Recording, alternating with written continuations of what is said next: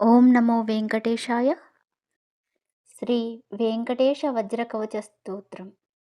నారాయణం పరబ్రహ్మ సర్వకారణకారకం ప్రపద్యే వెంకటేశాఖ్యం తదేవ కవచం మమ.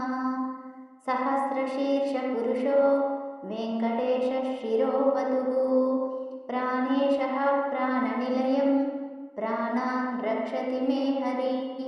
ఆకాశరాట్ సుతానాథా ఆత్మానాం మే సదావతు. దేవదేవోత్తమోపాయ దేహం మే వెంకటేశ్వరः. సర్వత్ర సర్వకార్యేషు మంగాంబా జానిరీశ్వరः. పాలయేన్మాం సదా కర్మసాఫల్యం న ప్రయచ్చతు.